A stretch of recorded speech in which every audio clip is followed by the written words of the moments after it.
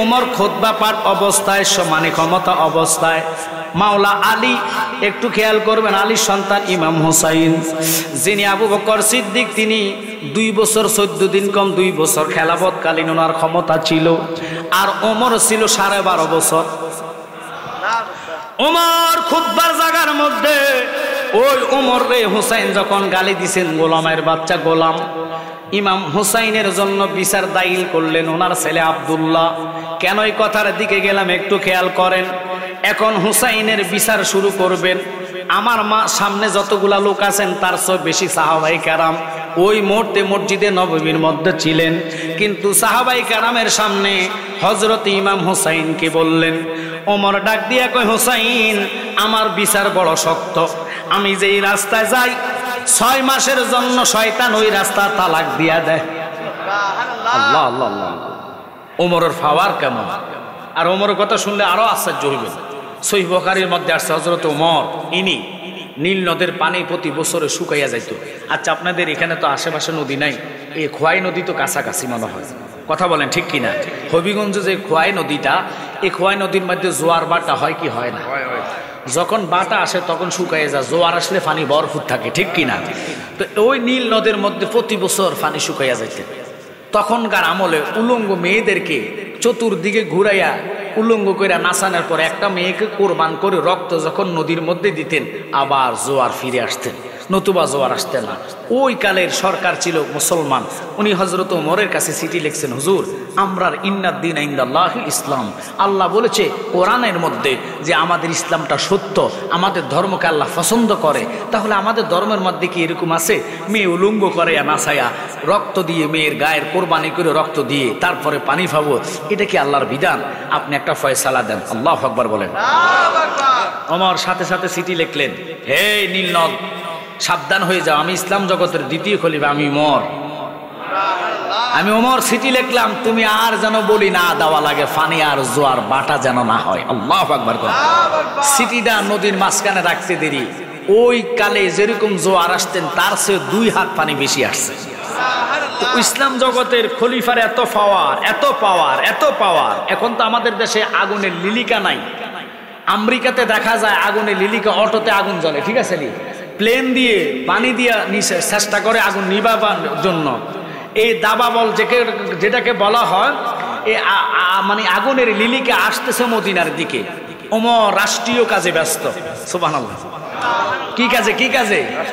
রাষ্ট্রীয় কাজে ব্যস্ত। একজন সাহাবী আইসা কয়, হুজুর, আগুনের লিলিকা আসতেছে, মদিনার দিকে আক্রমণ করবে, দয়া করে এটা বন্ধ করার ব্যবস্থা করেন। ওমর চাদরটা খুললা হাতের মধ্যে দিয়া কয়, আগুনের সামনে যাইয়া কইবা এটা ওমরের চাদর, উনি রাষ্ট্রীয় কাজে ব্যস্ত আছে, উনি আসতে পারেন, এই চাদর পাঠাইছে। বাজান মিথ্যা বললে কারামান কাতিবিন ইয়ালামুনা মা তাফআলুন, 2 জন ফেরেশতা কাঁধে আসেনি। আরে জোরে বলেন। আমনগো কাঁধে না, আমার টাত আছে। আমনগো আসেনি? হো একটু জোরে বলেন, আসেনি? এই বিশ্বাস নিয়ে বলবেন, ওই ফেরেশতা দেখতেছে মিথ্যা বললে আগুনের কেসে দিয়া জিহ্বাটা কাটবে। এবার ওমরের চাদরটা নিয়ে যাইতেছে, বলার আগে আগুন পিছের দিকে জমুর মারছে। ওই ওমর, যিনি ইসলাম জগতের দ্বিতীয় খলিফা, চোখ লাল বর্ণিত করে কয়, সাহাবীরা তোরা সাক্ষী হইয়া যা, আমি বিচার করব হুসাইনের। হুসাইন কিভাবে আমারে গোলামের বাচ্চা গোলাম বলে গালি দিল। এবার ইমাম হুসাইন কয়, কি লাগবে বিচারের জন্য? কয়, আমি এইভাবে বিচার শুরু করব না, রায় শূন্য হতো আপনি বয়ে অস্বীকারও করতে পারেন। হুসাইন কয়, আমি অস্বীকার করার নাতি না, আমি রাসূলুল্লাহর নাতি, আমি অস্বীকার করতাম না। কি চান? কয়, তাহলে লিখিত দেন। সুবহানাল্লাহ। কি লিখিত দিতাম? আমি যে গোলাম, এটা লিখিত দিলে বিচার শুরু করব। কথাটা বলতে দেরি রে, হুসাইন সাদা কাগজের মধ্যে সবুজ একটা কলম দিয়া কালি দিয়া লিখতেছে, ওমর, আপনি হইলেন আমার নানা জানের গোলাম, আপনার ছেলে আব্দুল্লাহ হলো গোলামের বাচ্চা গোলাম, আমি ইমাম হুসাইন নবীজির নাতি দিলাম ডিগলা। 7 জন সাহাবীর হাতের উপর উপর দিয়া কাগজটা যাইতে দেরি রে, ওমর লাভ দিয়া হুসাইনের কদমে পইরা চোখের পানি ফালাইয়া ফালাইয়া কান্দে, জীবন দন্ন করি গো হুসাইন, জীবন দন্ন করি গো প্রাণের হুসাইন, আপনাই কোলে লইয়া। আমি না জানি রে সাধন বুঝো কি আছে করিতাম যতন রে, ওরে আমার বুকে রাখো শরণ, আমার বুকে রাখো শরণ, দুঃখ দিন পাতিয়া প্রাণের হুসাইন, আপনাই কুলে লইয়া। একসাথে জোরে জোরে কোন আল্লাহু আকবার। আমার চোখের পানি ফালাইয়া হুসাইন, আপনি আমার বেয়াদবি মাফ করেন গো, আমি এত বড় কটুর হইতাম না, কটুর হইলাম। আপনি হুসাইন যেহেতু আজকে লিখিত দিলেন আমি রসুলের গোলাম, আমি এটা মানি নাই, মুখের কথা আমি বিশ্বাস করি নাই। আজকে আরো যদি 70,000 বার আমার আল্লাহ আমাকে রুহ দেয়, যতবার চাইমু ততবার নানার জন্য জীবন দিব, কিন্তু নানার একটা উম্মত রে জাহান্নামে যাইতাম দিতাম না। ও ইমাম হুসাইন যার শরীরের মধ্যে রে যখন গোড়া দাবরানের শুরু করলো, আব্বা লক্ষ্য করবেন কেন এই কথার দিকে গেলাম, হায় হায় রে মা সকিনার কান্না, যিনি নবীজির একমাত্র কন্যা ছিলেন রে বাবা। মা সকিনা কান্দে, মা সাহার বানু কান্দে, আব্বা গো দুনিয়ার জন্য তারা কাঁদে নাই। যেদিন মুহররমের 10 তারিখ শহীদ হওয়ার আগে আমার হুসাইন ডাক দিয়া কয়, আমার মহিলা কাফেলার লোকেরা ছোট ছোট বাচ্চাদেরকে নিয়ে দেরি করো না, আমি মোমবাতি নিভাইয়া দিলাম, মশালটারে নিভাইয়া দিলাম, মদিনার রাস্তা ধরে মদিনায় চলে যাও। তারা 1 মিনিট মশাল বন্ধ ছিলেন, মশালটা জ্বালানোর পরে দেখে একজনও যায় নাই। তারা ডাক দিয়ে কয়, হুজুর আসছি আপনার সঙ্গী হইয়া, যাইলে আপনারে সারা যাইতাম না, আন্ন তোরা জীবন দিমু, নানার উম্মতরে জাহান্নামী বানাইতাম না।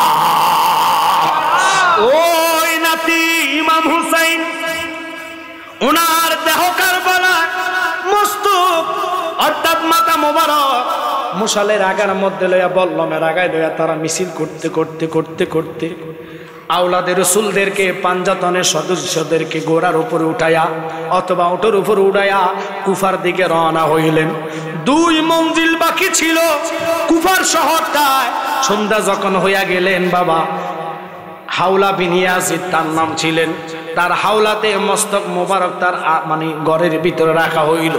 তার বিবি যখন দেখলো ঘরের মধ্যে মাটির একটা পেয়ালা দিয়া ঢাকনা দিয়া রাখলেন, বিবি সামনে যায়া কয়, কি আনলেন রে স্বামী, কি আনলেন? কয়, এটা ইমাম হুসাইনের মাথা। হায় হায় রে, বিবি একটা ডাক দিয়ে কয়, স্বামী রে নালত ঘরের মধ্যে ডাইকা আইন না, জানুনি ইনি কে? ইনি হইল রসুলের আদরের কলিজার টুকরা, যার মাথার চুলগুলা নবী নিজে আশ্রয়া দিতেন, যার দাড়িগুলা তো ছিল না, ছোটবেলায় গালের এমন জায়গা নাই যেখানে আমার নবীর সুমা পড়ে নাই।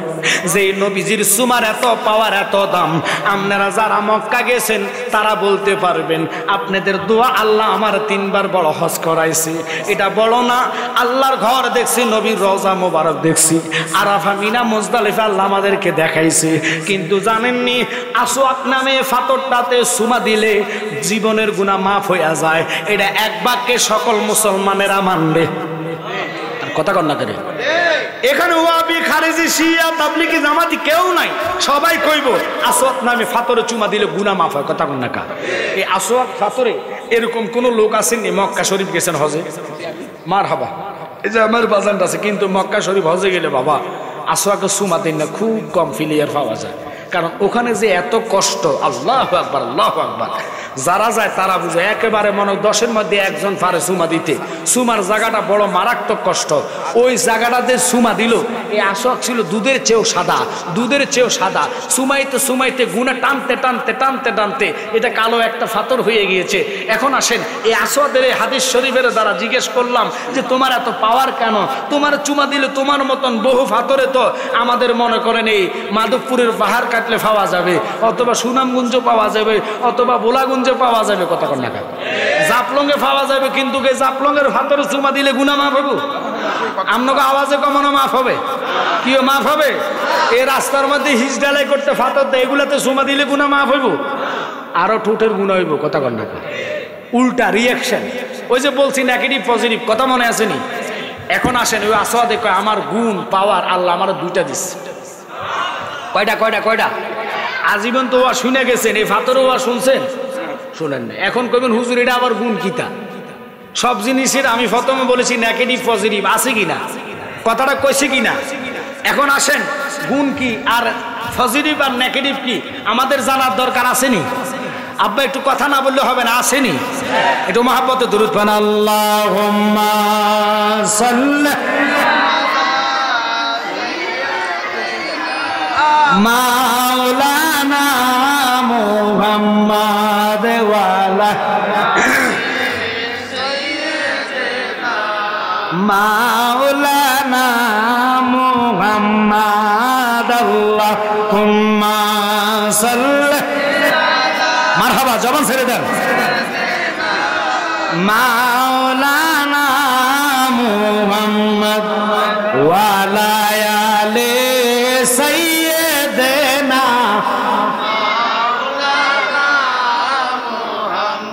বলেন কি দান আছে, কি দম দিয়া রাখব নবী আপনার মন, দয়া করে দিয়ে দেখা ধন্য কর এ জীবন। আল্লাহ মাশাআল্লাহ, জবান ছেড়ে দেন।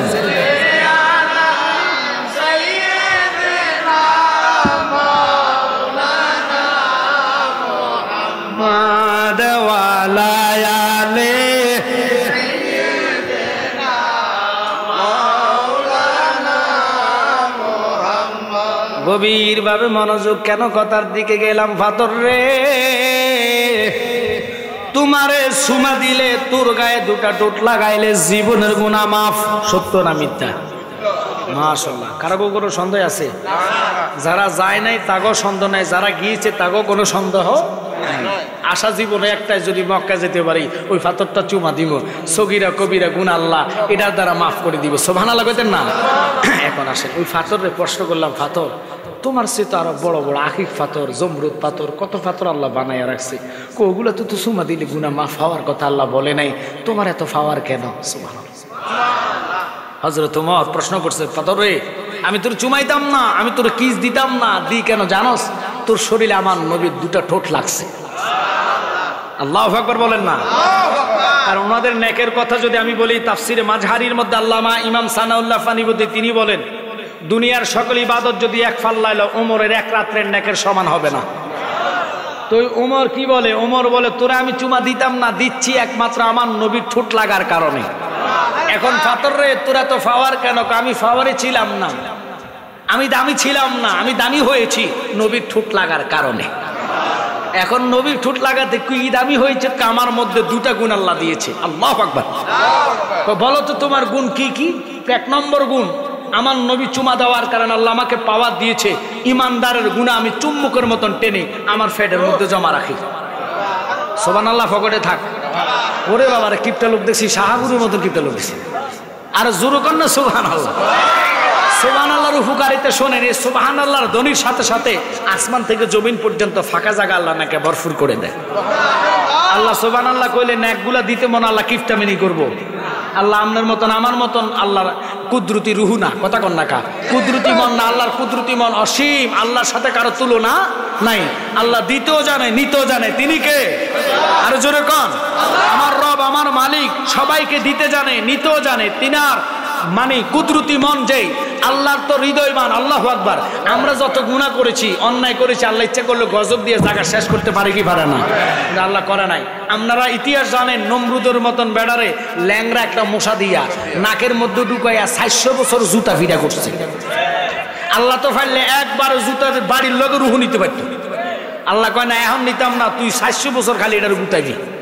তে আমার কথা মনে করবো আর মাথা ফাইটা যা মনে করবো, জুতা দিয়ে ফিটাইতে ফিরেছে 400 বছর পার করার পরে আল্লাহ কয় থাক, আর বেজ্জিতি করিচ্ছে, এবার রুহুটা লই আন।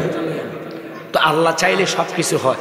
আমার আল্লাহর কাছে প্রশ্ন করলো, আল্লাহ তুমি এটার কি ফাওয়ার দিলা? ফাতরকে আমার 1 নম্বর ফাওয়ার হলো ইমানদার চুমা দিতে দেরি তাদের সমস্ত জানা অজানা ইচ্ছা অনিচ্ছার গুণ আমি টেনে নিয়ে আসি। তার গুণ কি আছে? আরেকটা আছে। কি গুণা?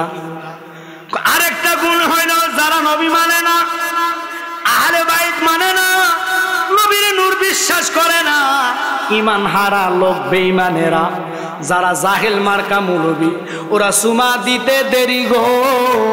আমার ইমানদারের ফেডের গুনাহ জমাইন্না গুলা তাদের কাছে ট্রান্সফার করতে দেরি না।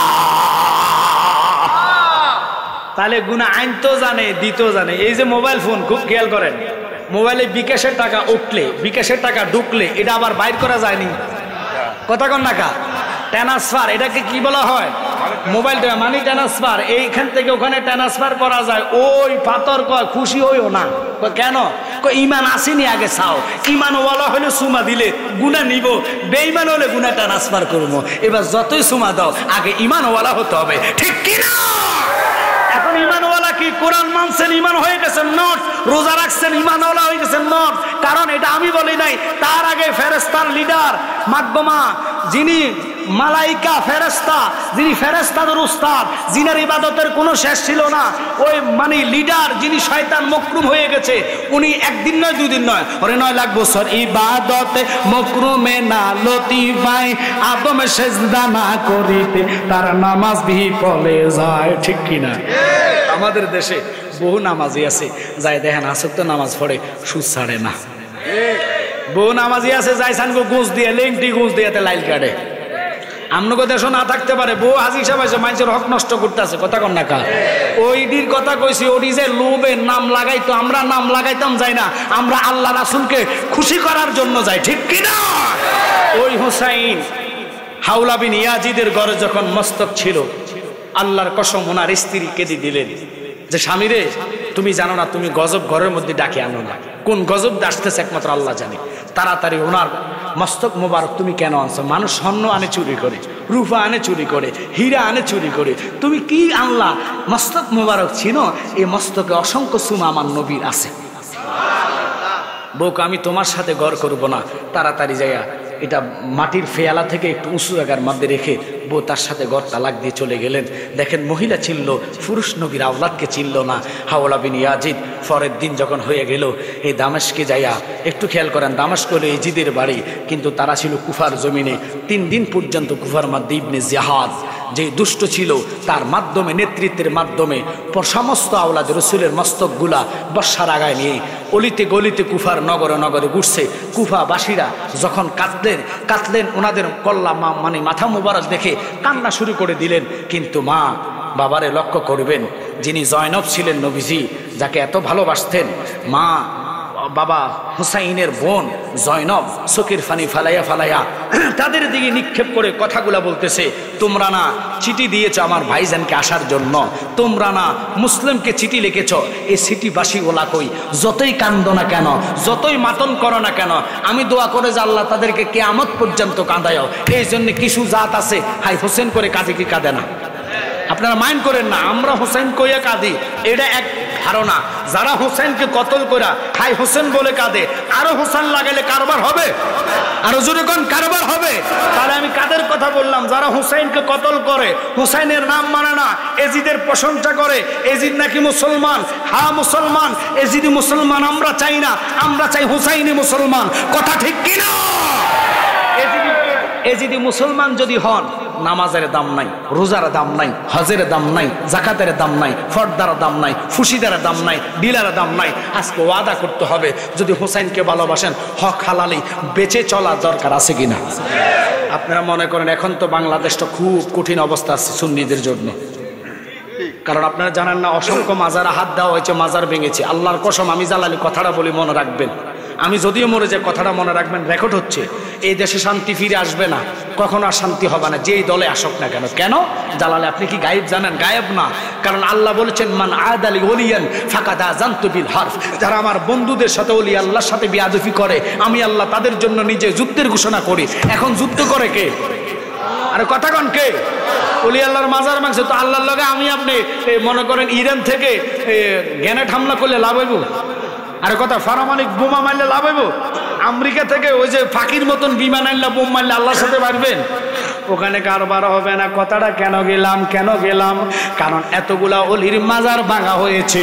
আমি ফাই মাহফিলে কথাটা বলি, যিনি উপদেষ্টা প্রধান আমার বাবা ডক্টর ইনুস সাহেব, ওনাকে অনুরোধ করি গো, এখনো সময় আছে, আল্লাহর অলির মাজার ভাঙার বিচারটা করেন, মাজারগুলার সংস্কার করেন, মাজারে নাফাক কাজ হইতে দিয়েন না। আমরা মাজার সেজদার পক্ষে না, আমরা হইলাম জিয়ারতের পক্ষে। মাজার সেজদা করা যায় না, মাজার জিয়ারত করা সুন্নাত। কথা বলে করে মাজারে নারী পুরুষ লইয়া নাচানাচির পক্ষে আমরা না। কথা বলে করে আমি হক কথাগুলা বলে যাচ্ছি, কিন্তু ওলি আল্লাহর বিচার আপনি যতক্ষণ বাংলাদেশে না করবেন, আল্লাহর কসম যত রাষ্ট্রনায়ক আসুক না কেন, এই দেশে আর রহমত আসবে না।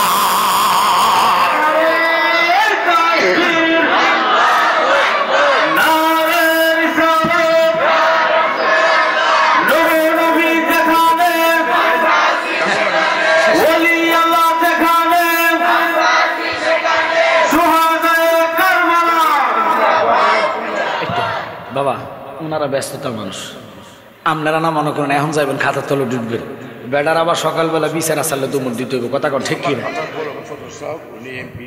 আল্লাহ আকবার, আল্লাহ আকবার।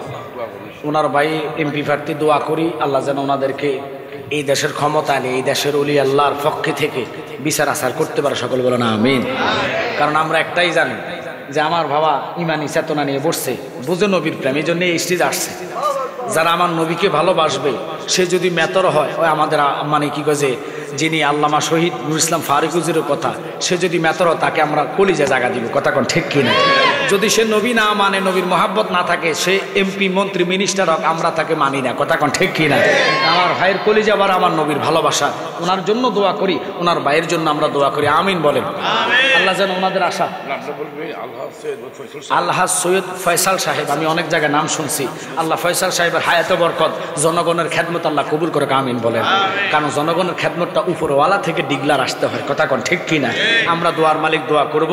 তবে আপনাদেরকে একটা কথা বলে যাই বাবা, সুনিয়ত করলে হবে না। আপনার দোকানে থাকেন, রাস্তায় থাকেন, যখন আজানের ধ্বনি শুনবেন, সাথে সাথে উজু করে দোকানে নামাজ পড়েন, রাস্তায় নামাজ পড়েন। নামাজ হবে না এই গ্যারান্টি কেউ দিবে না, 100 আপনার নামাজ হয়ে যাবে। কারণ আমার নবীর কদমে ছোঁয়া লাগার কারণে পুরা জমিন কাল্লা নামাজের মুসলা বানিয়ে দিয়েছে। অবশ্যই এটা তো আপনার সূরা আল ইমরানের 102 নম্বর আয়াত, আবার 95, 94 আয়াতে আসছে, যাদের উপর আল্লাহ হজ ফরজ করেছে, তাদের তৌফিক থাকা অবস্থা যদি হজ না করে, নবীজি তাদের উপর বদদোয়া করে, তাদের উপরে বদদোয়া করে। কারণ আল্লাহর হাবিব বলেছে, মান যারা কাবরিহি ওয়াজাবাত লাহু শাফাতি, হজ করতে আইসে তো তুমি আমার সাথে দেখা করো, আমার লগে দেখা করলে তোমার সুপারিশ করে জান্নাত দেওয়া নবীর জন্য ওয়াজিব হয়ে যাবে। কিন্তু আমরা কি করি? টাকা পয়সা হলে গাড়ির চিন্তা করি, বাড়ির চিন্তা করি, ওই যে কোম্পানির সাথে জায়গা গদ্দুর কিনলে এটা 2.5 কোটি টাকা দাম হবে, কিনা ফালাই রাখছি। কথা কন না খা। কিন্তু ওই যে আগে গজলটা বলছি, কিছু নিতে পারবেন না, জায়গা থাকবে, 3.5 জায়গার বেশি পাবেন না। তা আমার বাজান যেহেতু আসছে, আমি খুব খুশি হলাম, ওনাদেরকে ওনার জন্য অন্তর দিয়ে দোয়া করে যাই।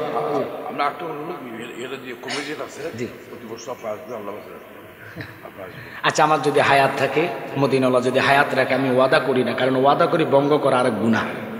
তকদির নসিরে যদি আল্লাহ কবুল করে, ইনশাল্লাহ আপনিও থাকবেন, আমিও থাকার চেষ্টা করব। আমিন বলেন। আল্লাহ যেন প্রত্যেকের হায়াতে বরকত দেয়। আমিন বলেন।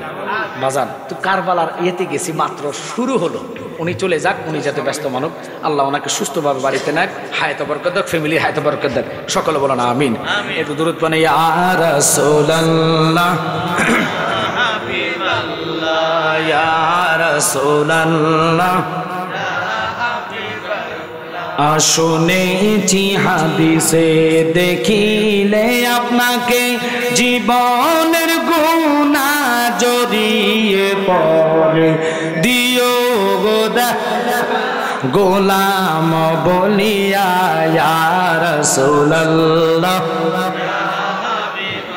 জোরে ইয়া রাসূলুল্লাহ বাজান মান কারনো কি রাশিয়া সওয়াল করবেন বসাইয়া মান কারনো কি রাশিয়া সওয়াল করবেন দিবেন নবীজি পর্দা উঠাইয়া করিব সালাম কদম জড়াইয়া ইয়া রাসূলুল্লাহ জোরে ইয়া রাসূলুল্লাহ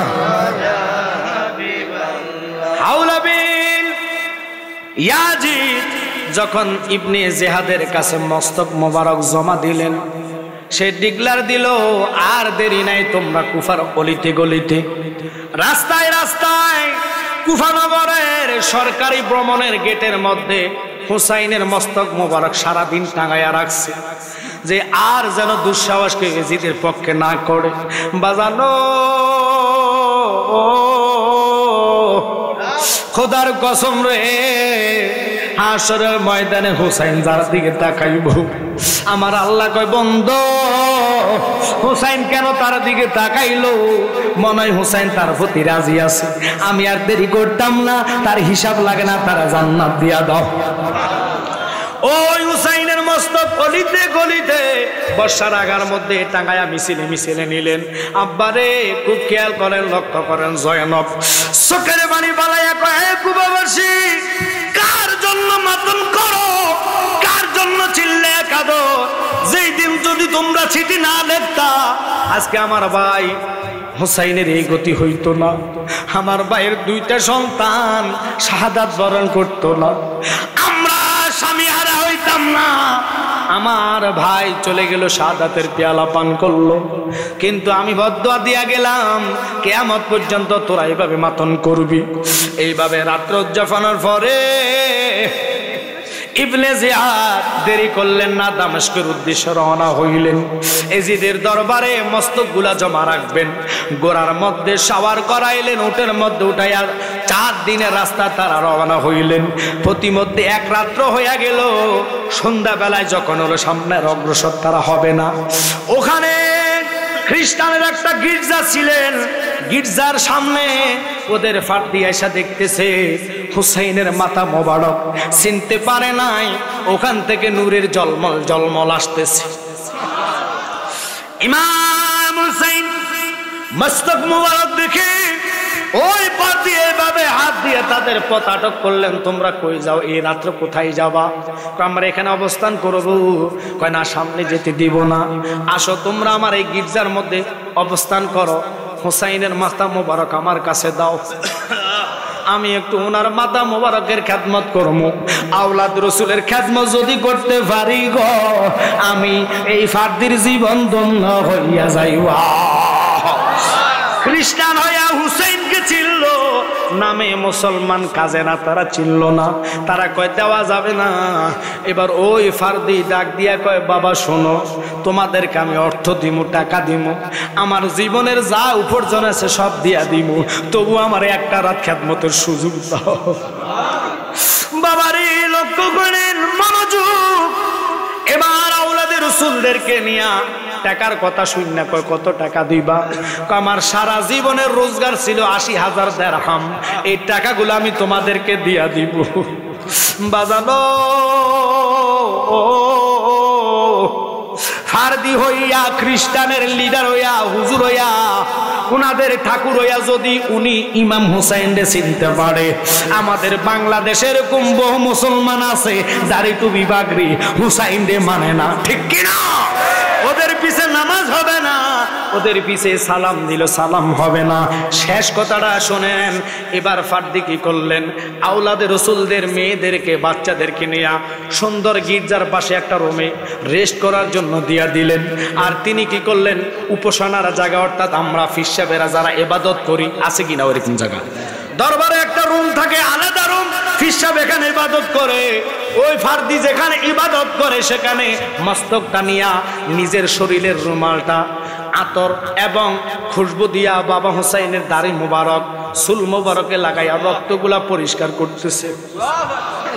আর রক্তগুলা পরিষ্কার করার আগে ইনি প্রশ্ন করলেন, ও মা, তোমরা তো আওলাদে রাসূল, তোমাদের এই পরিস্থিতি কেন? সব ঘটনা খুলে বললেন। তিনি বুঝতে পারলেন, তিনি কেঁদে কেঁদে তোমাদের উপর অমানসিক অবস্থা করেছে, তোমার উপর জুলুম করা হয়েছে, এই জুলুম আল্লাহ সইত না রে মা, তোমরা এখানে রেস্ট করো, কয়দিন জানি না খাই আসো, একটু খানার ব্যবস্থা করে দিলেন। মহিলাগুলা খাইলেন, বাচ্চাগুলা খাইলেন, জয়নাল আবেদিন খাইলেন। এর আগে হাওলা বিন ইয়াজিদ যখন, ও বাবা লক্ষ্য করবেন, ইবনে জিয়াদের কাছে নিলেন। ইবনে জিয়াদ জয়নাল আবেদিনের দিকে লক্ষ্য করলেন, লক্ষ্য কইরা কয়, এ কেডা? উনি হলো হুসাইনের সন্তান।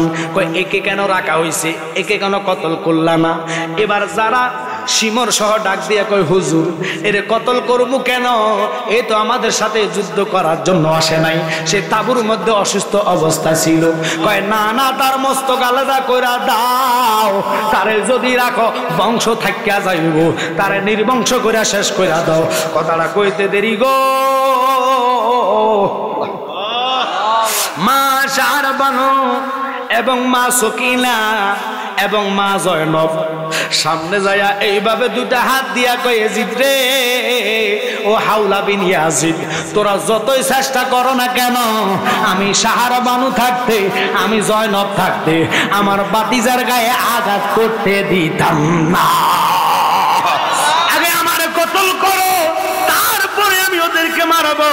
কারণ হুসাইন শেষ বেলায় যাওয়ার আগে, যুদ্ধ যাওয়ার আগে মা শাহরবানুকে পাশে রাইখা লক্ষ্য করবেন, জয়নবের হাত ধরে কান্দে, ও জয়নব, তুই আমার একটা মাত্র বোন, আমি তোর কাছে আমার জয়নাল আবেদিন রাইখা গেলাম, আমার সকিনারে রাইখা গেলাম, কারো কাছে তুই বিচারের নালিশ লইয়া যাবি না, কারো কোনো সর্দারে ধরবি না, কোন রাজার কাছে আমার বিচার প্রার্থী হবি না।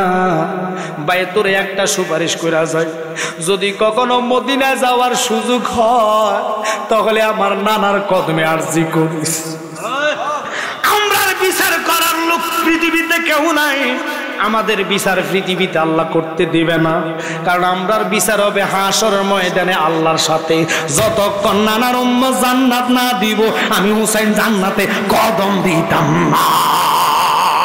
করুণাময় রোনা গো জয়নাল, তুমি জয়নাল মই রোনা, হায়রে তুমি জয়নাল মই রোনা,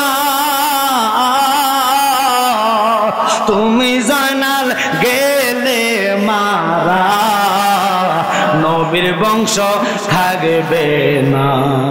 মহরমের 10 তারিখে কি ঘটাইলেন রাব্বানা, হায়রে কি ঘটাইলেন রাব্বানা,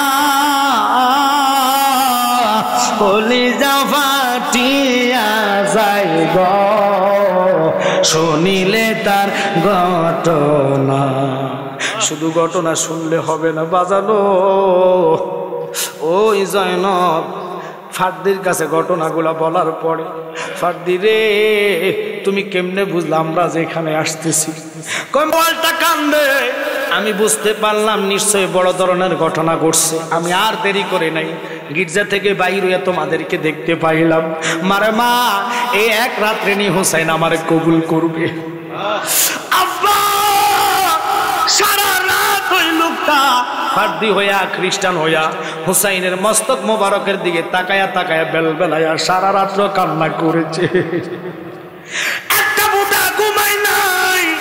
এজিদ বাহিনী টাকার লোভে তারা মাতাল হইয়া মদ খায়, বিভিন্ন রকমের কথাবার্তা বলে রাত কাটাইছে। অথচ গির্জার মধ্যে হুসাইনের মস্তক মোবারকের দিকে সে নিজে বলল, কয় যতক্ষণ তাকাই দেখতেছি সাদা বর্ণের পাখিগুলা এসে এসে জিয়ারত কইরা চলে যায়। যতক্ষণ মাথার দিকে তাকাই নাম ঠোঁট মোবারক থেকে নূরের জলমল জলমল বাহির হয়, আর শুধু ঠোঁট দুইটা বলতেছে, ও ফারদি আর দেরি করিস না, তুই আমার সাথে কালিমা পড়া মুসলমান হইয়া যা। তারা মরে নাই, ইমাম হোসেন জিন্দা, কারণ শহীদেরা মরে না। ওয়ালা তাকুলু লিমান ইউকতালু ফি সাবিলিল্লাহি আমওয়া, যারা আল্লাহর রাস্তায় শাহাদাত বরণ করে তারা মরে না, তারা জিন্দা। ইমাম হোসেন তো মরে নাই, জিন্দা। আর আমরা দেশের খারিজি মার্কা বেঈমান মার্কা কয় নবী মরে গেছে। যদি মানুষ সাধারণ মরে যাইতো কবরে সালাম চলতো না। আর কথা কন না কা, ওরে জোর মিলে মরণ আছে, মরণ একদিন আগে পিছে, মানুষ একদিন মরিয়া যাইব। ওরে মরার আগে যে মরাছে তার গিরে আর মরণ আছে গো। ওরে মরার আগে যে মরাছে তার কিরে আর মরণ আছে গো। যেমন দয়াল নবী মদিনাতে জিন্দা, পূর্ণ জনম লইয়া আমি যেন ফাই তোমার গো নবী, পূর্ণ জনম লইয়া। আমরা নবী চাই কি চাই না? তাহলে অনুরোধ আপনাদেরকে, এই ফাগলা যে মাহফিল করাইল এটা বড় না, এটার তাৎপর্য স্বাধীনতার চেয়েও রক্ষা করার চেয়ে, অর্জনের চেয়েও রক্ষা করা কঠিন। অর্জন করলে হবে না, এটার মান সম্মান ইজ্জত আপনাদের কাছে। আপনারা হোসাইনের পাগল হইয়া আসরের টাইমে ঘুরবেন, হোসাইনের পাগল হইয়া মাগরিবের টাইমে বিড়ি জ্বালাইবেন, হইব? আর কথা কেন কইব? এই 10 দিন খানা থেকে বিরত থাকেন না। মাহে রমজানের এক সওয়াব, এটা যদি নফল হয় এটার আর এক সওয়াব, এটা দামি হয়ে যাবে হোসাইনের কারণে। আপনাদের বিশ্বাস হয় কি হয় না? তো ইমাম হোসাইন কি দামি না অদামি? কেমন দামি? যিনি 8টা জান্নাতের সরদার, জিনার সিগনেচার ব্যতীত আপনি আমি মুফতি মুহাদ্দিস জান্নাতি হওয়া যাবে না। তো ওনাদের গোলামি করার দরকার আসেনি? যে উমরের নেকের কথা বলেছে, পৃথিবীর নেক এক পাল্লায়, উমরের এক রাত্র নেক, ওই উমর হোসাইনের গোলাম হইয়া মানে মৌতের সময় পরে, এন্তেকালের পরে বলেছে, কাগজটুকু আমার কফনে গোলামি কাঠায় দিয়ে দিও, যাতে ফেরেশতা মানকান নকির আসলে আমি বলবো গোলামের কোনো সুয়াল নাই, সার্টিফিকেট দিয়েছে জান্নাতের সরদার ইমাম হুসাইন। সুবহানাল্লাহ। তো ইমাম হুসাইনের প্রেমিক যদি হয়ে থাকেন, এই ফাগলার সাথে অর্থ দিয়া, বুদ্ধি দিয়া, শ্রম দিয়া প্রতি বছর এই 5ম বার্ষিক এই সুন্নি মহাসম্মিলন ফাগলা করাচ্ছে। আমি তো এটার দিকে তাকাই, আমি আশ্চর্য হয়ে গেছি যে 5ম বার্ষিকের সুন্নি মহাসম্মিলন ইমাম হুসাইনের নামে পাক পাঞ্জাতনার স্মরণে যারাই আজকে করেছে, খোদার কসম 5 to 5 জাররা জাররা করে পয়সা যদি দিয়ে থাকেন, এই পয়সাটুকু আপনার মিজানের পাল্লায় জবান চলে আসবে। হুসাইনের সামনে বলবেন, আনা যান আপনার নাতির জন্য তারা কোরবান দুনিয়াতে করেছে, আমার যে গাম বাইর হচ্ছে, আমার এই গামটা হাসর ময়দানে সাক্ষী হয়ে যাবে। খোদা কি কসম আপনাদেরকে একটা বলি, আমাদেরকে মানুষ পাগল বলবে, আমাদেরকে ভণ্ডা বলবে, আমাদেরকে মানে সিন্নিখুর বলবে, গরম সুন্নি বলবে, যতই লকাব দেখ, নবীর কদম ছাড়বো, হুসাইনের কদম ছাড়বো। আমাদেরকে সুন্নি বললে আমরা গরম হই না, বন্ডা করলেও গরম হই না, কারণ আমরা নবীর প্রেমে বন্ডা না, আরো যা লকাব আছে লাগা, নবীর কদম আমাদের থেকে ছাড়ানো যাবে না। জীবন দিব, ইমান দিতে জানি না, ঠিক কিনা? এটা হুসাইনের শিক্ষা। হুসাইনের শিক্ষা যদি শিক্ষিত হয়ে থাকেন, তাহলে ফাগলার সাথে আপনার শরীক থাকবেন। আমি খুব অসুস্থ, কেন শোনেন, আপনার শুনলে আশ্চর্য হয়ে যাবেন। আমারা ডাক্তার ভর্তি দিয়েছে, 1 নম্বর হলো ডায়াবেটিস, দ্বিতীয় হলো আমার অ্যালার্জি থাকার দরকার সবার শরীরে 150 অর্থাৎ 150, আর আমার হয়ে অ্যালার্জি হয়ে রয়েছে মানে 2800। বুঝে নেন, এই 2800 অ্যালার্জিকে নামাইতে হলে ওষুধ হবে না। ডাক্তার বলছে যে কোনো টাইমে আপনার কিডনিতে অথবা আপনার কি যে ফুসফুসিতে ধরে বসতে পারে, আপনি 3 দিন ভর্তি থাকেন, ইঞ্জেকশনের মাধ্যমে, স্যালাইনের মাধ্যমে আপনার এই অ্যালার্জিটাকে কমায়া, এরপরে আমরা একটা লেভেলে আসলে আপনাকে ওষুধ দিতে পারি, নতুবা আমরা উল্টাপাল্টা ওষুধ দিলে হবে না। আর আপনি আজকে ইঞ্জেকশন নিয়ে যাবেন, এটা আবার রিয়াকশন করলে আপনি কোথায় ডাক্তার পাবেন? আপনি 3 দিন থাকা লাগবে। তো আমি তার সাথে জবান দেওয়াতে, আমার ফুড বিশেষ করে এই শাকিলের সাথে জবান দেওয়ার কারণে আমি আসলে মাহফিলটাতে আসছি। আমি যে অসুস্থ, মানুষ বুঝবে না, আমার গাড়ির মধ্যে আপনার ওষুধ দেখলে বুঝবেন যে কতলা ওষুধ খেয়ে আমরা আসতে হয়। এত সুখে শান্তিতে বক্তা হওয়া যায় না, বক্তা হতে গেলে অনেক কষ্ট লাগে বাবা। আজকে একটা কথা বলে যাই, আমরা হুসাইনের প্রেমী, 2-5 টাকা 10,000 টাকা কত জায়গা কত টাকা আমরা পিকনিকে খাইয়া ফেলি, ওই কক্সবাজার দেখতে যাই, ওই যে আপনার চা বাগানে ঘুরতে যাই, কথা কয় না, আজেবাজে ফতে গুড়ের মধ্যে টাকা খেয়ে ফেলি, কিন্তু হোসাইনের নামে কয়জনে সিন্নি করলেন, কয়জনে মিষ্টি খাওয়াইলেন। কথার কথা একটু মিলাদ পড়াইয়ে যদি খিচুড়ি আয়োজন করে মানুষকে খাওয়ান, একটা রুহের দোয়া আছে, এই রুহের দোয়া হোসাইন আপনাকে কবুল করে নিবে। এই পাগলা তো কোনো টাকা চাইছে না যে আমার 50,000 টাকা দাও, 20,000 টাকা দাও, না, তার সাথে 10 মিলে করি গেছ হারে জিতি না হিলেছ, 10 জনের লাঠি 1 জনের ফোজা। কথা বলেন ঠিক কিনা? তা আমি কোনো আপনারা মনে করি না যে হুজুর মনে কালেকশন করবো, না, আমাকে কালেকশনের জন্য সে নিষেধ করেছে। তা আমার সাথে যিনি আসছে ইনি আল্লামা পীর মুফতি গিয়াসউদ্দিন তাহিরি ভাইয়ের রুহানি সন্তান, চমৎকার গজলের বইগুলো এনেছে। এই নাতের মধ্যে ইমাম হাসান হুসাইনের গজল আছে, নাত আছে, এবং কি নতুন একটা গজল যেটা আমরা বলি, আমার মরণের কত দিন বাকি আমি জানিলাম না গো আল্লাহ, মরণের কত দিন বাকি, আল্লাহ আল্লাহ আল্লাহ আল্লাহ আল্লাহ আল্লাহ, মরণের কত দিন বাকি আমি জানিলাম না।